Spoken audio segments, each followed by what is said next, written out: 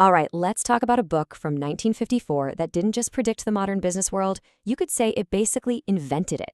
We're going to dive into Peter Drucker's The Practice of Management, and you'll see why his ideas are, kind of shockingly, more important right now than ever before. So check out the line that kicks off the whole book.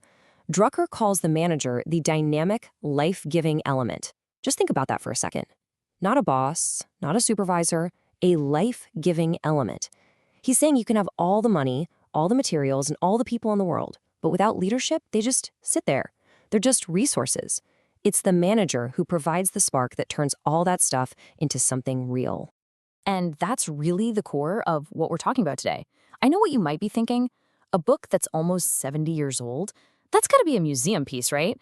But what's so wild is how Drucker's main ideas feel like they were written for the exact challenges we're all facing right now. So to really get this, we've got to set the stage. Who was this guy? And why was the very concept of management as an actual profession so revolutionary back then?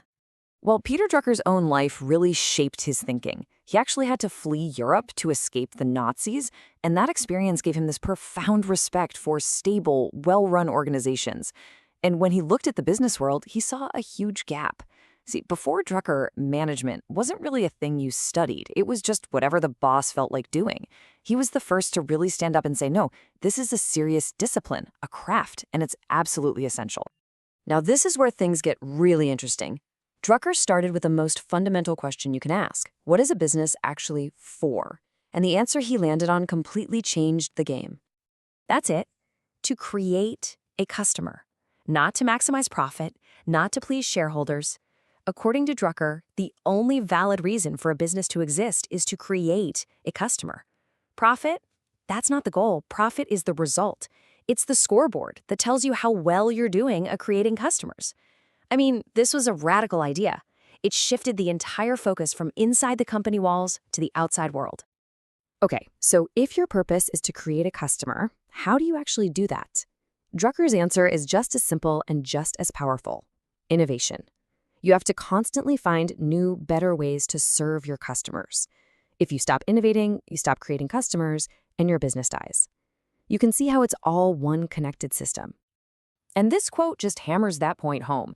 It's not the company that pays your salary, it's the customer. It's the customer who gives you a job. When you really let that sink in, it forces an entire organization to become obsessed with understanding and serving the very people who keep the lights on. So if the business exists to create customers through innovation, what does a manager actually do all day? Well, Drucker boils it all down to 3 essential jobs that are completely woven together. Here they are. First, you've got to manage the business itself. Second, you manage other managers. And third, you manage the workers and the actual work being done. But here's the kicker. Drucker says a good manager doesn't do these things one at a time. They do all 3 in every single action, every single day. It's one integrated role. And here's what that looks like. Managing the business means you have to deliver economic performance. No profit, no mission. Managing managers means building a team where 1 + 1 = 3. And managing worker and work is all about helping people be effective and motivated. It's like a 3-legged stool. If any one of those legs is weak, the whole thing falls over. Okay, you're going to want to pay close attention here because this is where Peter Drucker goes from brilliant business thinker to, well, downright prophetic. In 1954, he tackled the big technological fear of his time, and it's going to sound eerily familiar. The big, scary word back then was automation. Today, we call it AI. But the anxiety? It was exactly the same. People were terrified that machines were coming to make human workers obsolete. Total panic. But Drucker, he saw the whole thing completely differently. Just look at this breakdown. The common fear was that robots would replace all human jobs. Drucker said, nope, we're going to need more highly skilled people. They worried that only giant companies would survive. He predicted that smaller, more agile teams might actually have the advantage. And the biggest fear of all, that managers would become obsolete. Drucker's take, the exact opposite. We'd need far more of them to navigate the new complexity. Does any of that sound like a conversation we're having today? And there he is, in his own words from 1954, calling the whole idea utterly false. He just got it. He understood that technology doesn't just eliminate work, it transforms it. It demands new skills, new ways of thinking, and above all, better management. So it all leads to this one big question. Why has this book lasted?